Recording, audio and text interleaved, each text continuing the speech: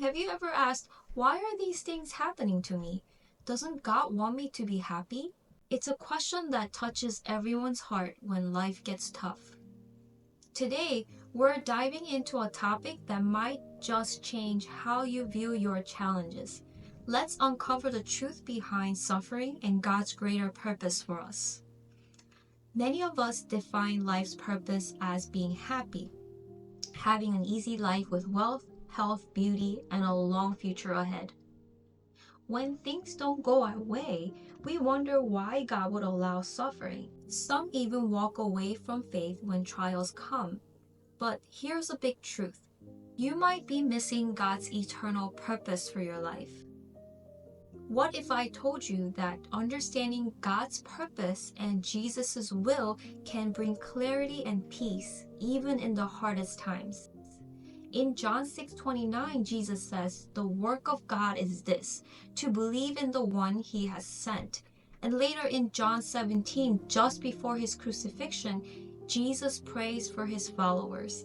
This prayer reveals three powerful goals God has for us.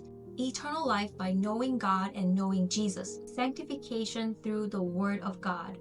God desires for us to believe in Jesus and become one with him, growing in holiness and blamelessness. So, how does God shape us into this unity? The Word of God, John 17:17 tells us, "Sanctify them by the truth.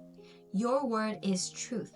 God's word has the power to purify our minds and hearts. Trials and testing. Yes, trials are part of God's refining process. And here's where things get interesting. The Bible often compares our trials to the refining of gold and silver. Take Isaiah 48:10, where God says, "I have refined you, though not as silver, I have tested you in the furnace of affliction." Imagine the heat and pressure it takes to purify gold. That's the analogy for the trials we face. James 1:3-4, the testing of your faith produces perseverance. Let perseverance finish its work so that you may be mature and complete, not lacking anything. 2 Corinthians 4:17, for our light and momentary troubles are achieving for us an eternal glory that far outweighs them all. These trials remove impurities from our character, just like a furnace burns away the dross from precious metals.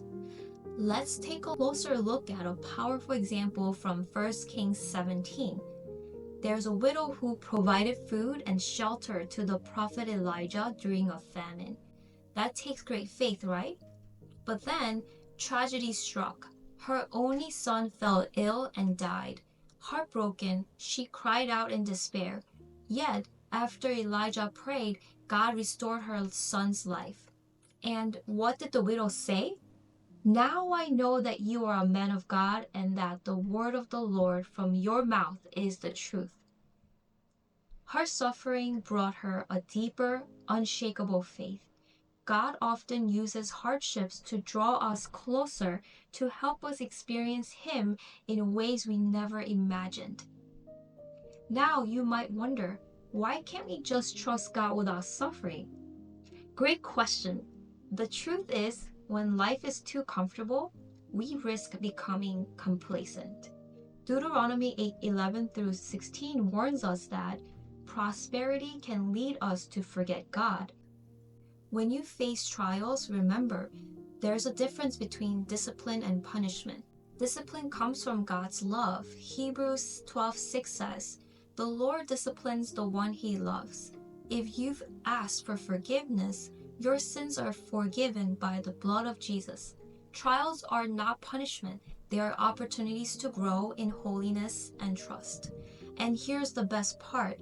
God promises to finish the good work He started in you. Philippians 1:6 assures us, "He who began a good work in you will carry it on to completion until the day of Christ Jesus." So next time trials come your way, don't lose heart. Ask yourself, what is God teaching me? How can I grow through this? How can my story help others? Remember, God sees far beyond what we can imagine. and His ultimate goal is for you to know Him deeply and reflect His glory. Thanks for watching. If this video encouraged you, please like, share, and subscribe for more. Let's walk this journey of faith together. See you next time!